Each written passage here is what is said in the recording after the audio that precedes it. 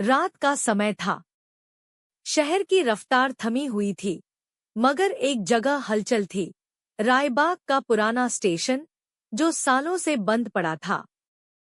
एक रहस्यमय लड़की वहां उतरी, जिसकी आंखों में डर नहीं, बल्कि कोई मकसद चमक रहा था। उसका नाम था गिश। गिश। ना उसका अतीत कोई जानता था, ना उसका मकसद। लेकिन वह जानती थी कि रायबाग की जमीन कुछ छुपा रही है। स्टेशन से बाहर निकलते ही वह सीधे पुरानी हवेली की तरफ बढ़ी, जो गांव के बाहर सुनसान खेतों के बीच थी। यह हवेली अब वीरान थी, मगर कभी वहां ठाकुर प्रताप सिंह का परिवार रहा करता था, जो एक रात अचानक गायब हो गया था। लोग कहते हैं, हवेली में अब कोई साया है। गिश ने हवेली का दरवाजा धीरे से खोला। जंग लगे किवाड़ों की चरमराहट से सन्नाटा टूट गया।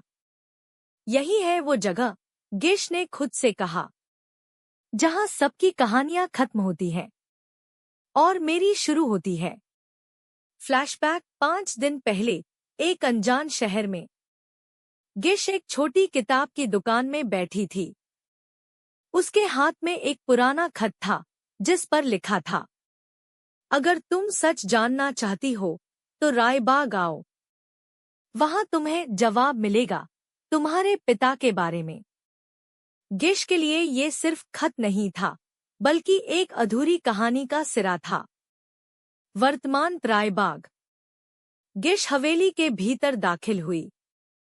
हर दीवार पर समय की मार झलक रही थी। एक तस्वीर अब भी दीवार पर लटक रही थी, एक परिवार की, जिसमें एक छोटी बच्ची भी थी।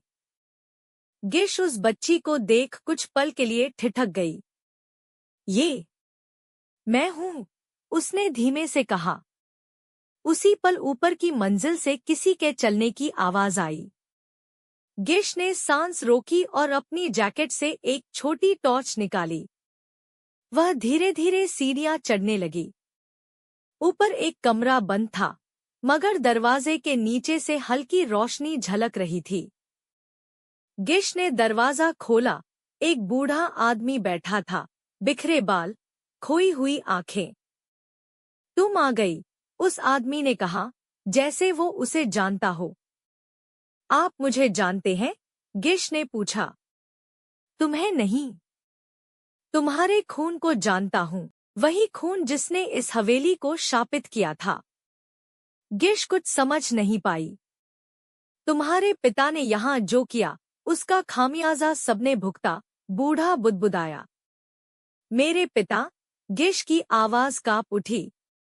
बूढ़ा कुछ कहने ही वाला था कि अचानक कमरे की लाइट झपकने लगी। खिड़की अपने आप खुल गई। एक काली छाया तेजी से कमरे में घुसी और बूढ़े की आंखें एकदम सफेद हो गईं।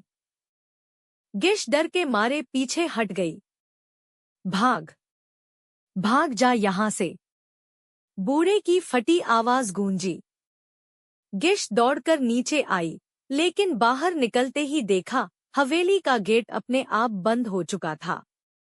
और तभी एक आवाज हवा में गूंजी, तुम अब लौट नहीं सकती।